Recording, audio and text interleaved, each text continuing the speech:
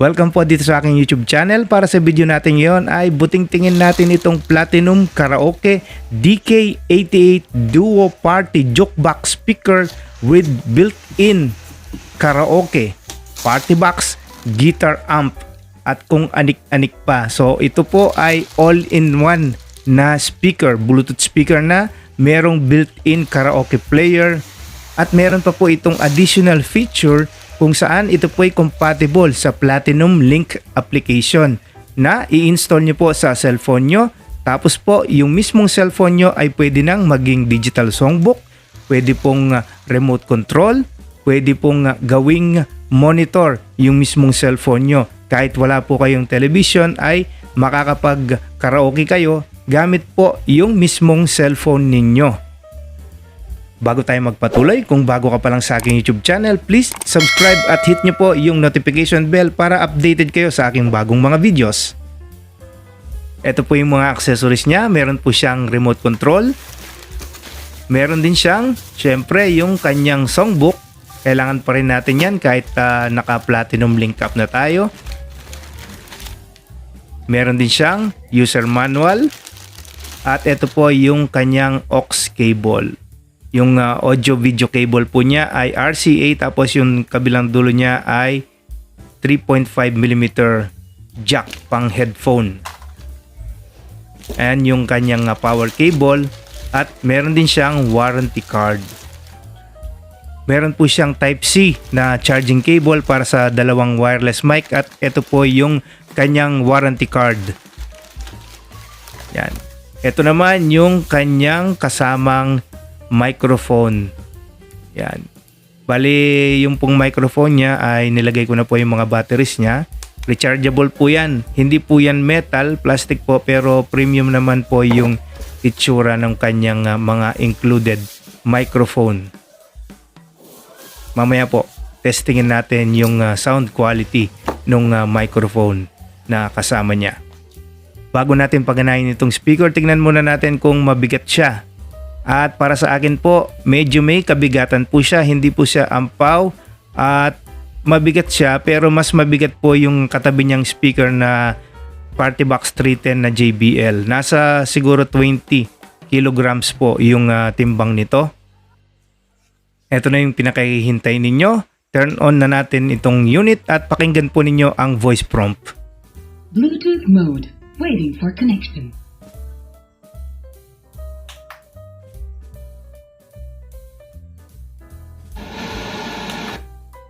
Line mode.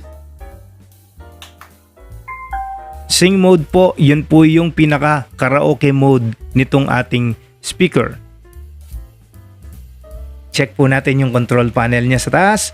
Meron po siyang dalawang microphone input at saka isang guitar input. Pero po wala po siyang tone control para sa microphone. Yung bass at treble na nakikita niyo po ay para sa music. At yung power switch po niya ay magse-select kayo either battery or AC mode. Tapos meron siyang button para sa light at ito pong dalawang knobs na nakikita nyo naman na may backlight ay para sa microphone at saka sa volume ng music. So yan po yung harap o mukha ng ating speaker. Napakaganda po nung kanyang ilaw. At sa likod naman ay yung pong saksakan po ng AC ng power cable at saka ito naman ay ang kanyang memory card. Yung pong nakatape na yan ay memory card po, tapos yung nakasaksak na cable na isa ay para sa audio video cable. Yan po yung para ma-connect natin yung ating player sa ating TV. Mag-select na tayo ng kanta para matesting na natin yung sound quality. At mamaya po tetestingin din natin yung sound quality niya pag naka-Bluetooth mode. Ito pong remote control na ginagamit ko ay para sa Platinum KS10 Mini SD ko po. Kung gusto nyo pong malaman kung paano po ito na-assemble ay check nyo lang po yung link sa description. Bali, compatible din siya dito sa Platinum DK88 Duo Party Speaker.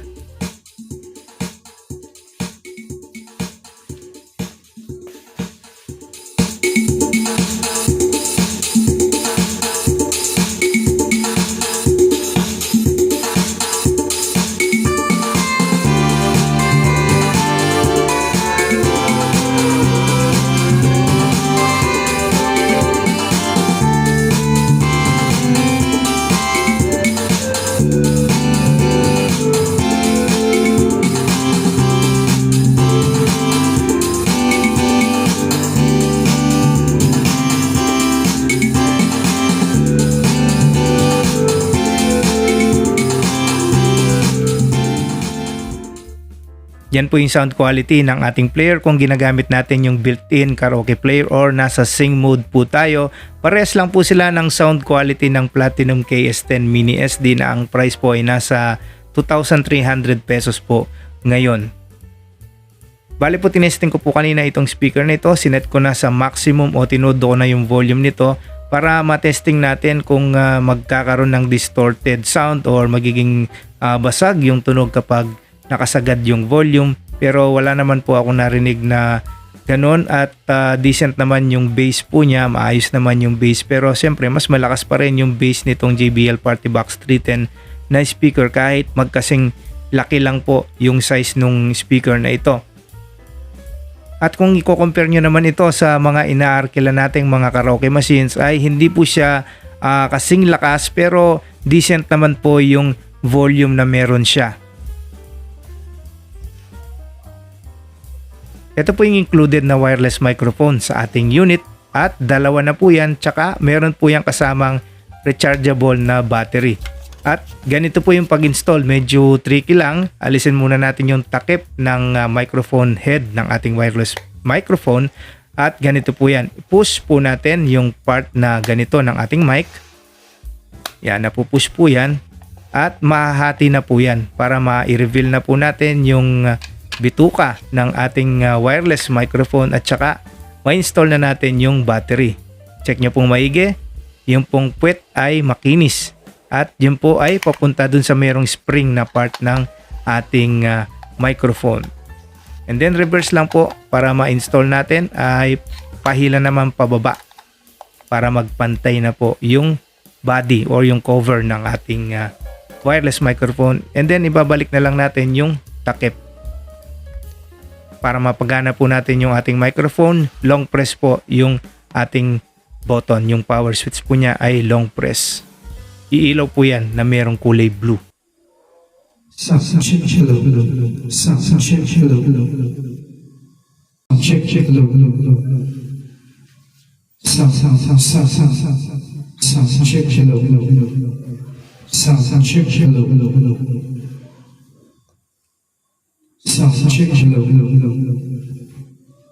Ewan ko lang po kung na-i-record po ng maayos ng aking cellphone yung sound quality po nitong microphone, pero po sa pagdinig ko naman ay napakaganda po ng sound quality ng wireless microphone niya at saka po elegante po siya. Di hamak na mas maganda po sa mga wireless microphone na included sa ibang mga brands ng mga speaker na nabibili natin.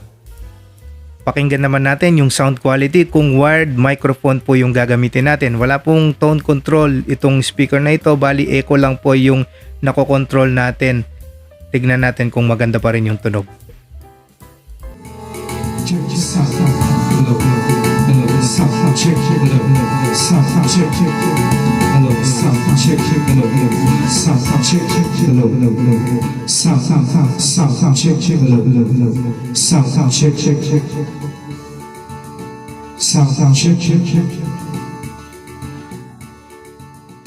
Maganda po yung sound quality kahit wala pong bass at treble control sa microphone. Kahit naka-wired microphone po tayo. Hindi katulad po nung isang speaker ko na trolley na concert. Ang hirap pong timplahin. At dahil po hindi lang po ito pang karaoke speaker, ito po ay Bluetooth speaker din. Testingin naman natin yung sound quality niya kapag nasa Bluetooth mode.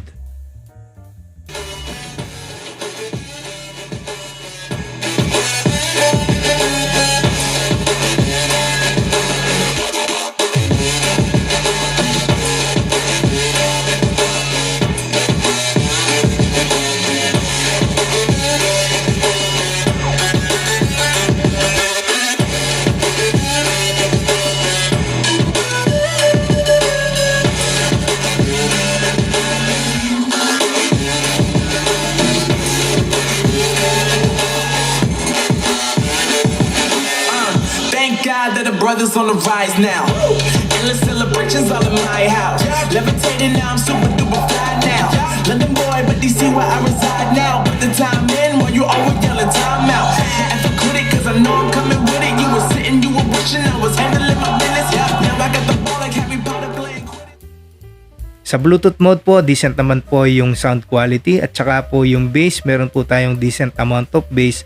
Pero kung lakas at saka sa bass quality po ay hindi po siya tatapat sa JBL Party Box. Medyo malayo-layo ng kaunti yung quality po niya. Meron po siyang bass pero hindi po siya yung type na medyo yanig yung tunog. At sa volume naman, medyo nahihinaan po ako sa volume ng speaker na ito, pero maayos naman yung sound quality.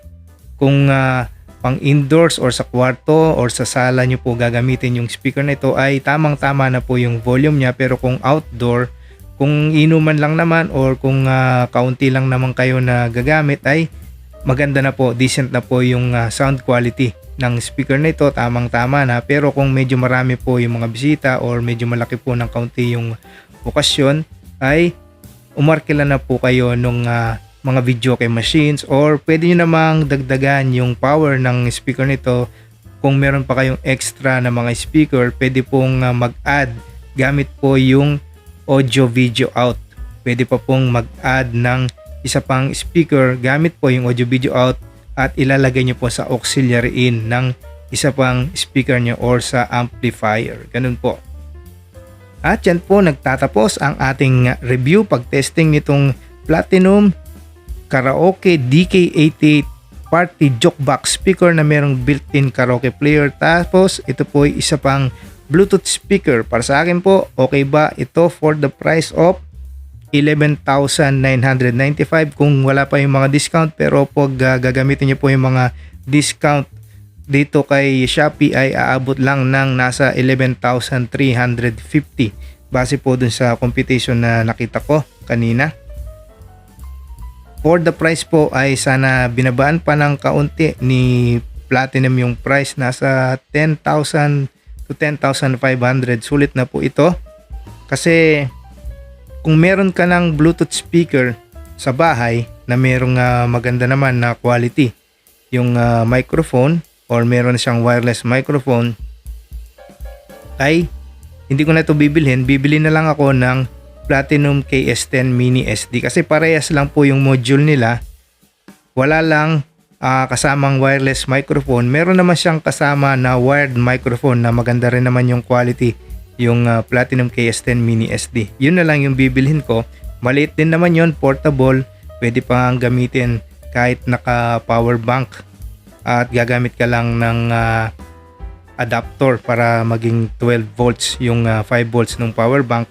Yun na lang yung bibilhin ko, Platinum KS10 Mini SD, na nireview ko rin po sa aking YouTube channel. Pero kung wala ka pang Bluetooth speaker sa bahay or wala ka pang speakers na nasa bahay, ay ito na yung kunin mo, all-in-one na speaker. At kaso lang, yung isa pang napansin ko po dito sa speaker na ito, unlike po sa JBL Party Box speaker, ay wala po itong IP rating. Hindi po ito pwede kung mababasa. Unlike po dun sa JBL Party Box na speaker, splash proof. Kahit na mawisik-wisik po yan, ay okay lang. Ito po dahil naka-expose po yung mga buttons po niya, mga plastic. Wala po siyang rubber na balot. Unlike po sa mga JBL Party Box speaker, rubberized po yung mga buttons po niya. Okay lang po kahit na medyo mabasa. Ito po hindi po pwedeng mabasa. Pero sa sound quality, decent naman. Meron po siyang bass. Hindi lang po siya talaga yung type na maugong kamukha ng JBL Party Box speaker. Pero okay na po ito kung gagamitin nyo lang pang sa bahay para ma-enjoy nyo po yung pagkakaraoke. Saktong-sakto na po ito. Lalo na kung mabibili nyo po ngayon na meron po siyang discounted price na makukuha nyo lang ng 11,300 to 350. Parang ganun po yung price. Basta gamitin nyo po yung voucher ni Shopee, tapos alisin nyo lang yung electronic protection. Kasi may 7 days replacement naman at saka may warranty naman itong speaker na ito. At saka gamitin nyo rin yung mas malaking halaga dun sa free shipping para mas mabawas pa yung inyong babayaran at umabot lang kayo sa 11,350. Parang ganun. Ilalagay ko lang sa screen. Marami pong salamat sa panonood at kung bago ka pa lang sa aking YouTube channel huwag niyo pong kalilimutan mag-subscribe at i-like po itong ating video. Paki-hit din po yung ating notification bell para maging updated po kayo sa aking mga bagong videos. Kung meron po kayong question ay i-comment nyo lang po sa ating comment section. Marami pong salamat, ingat, and goodbye!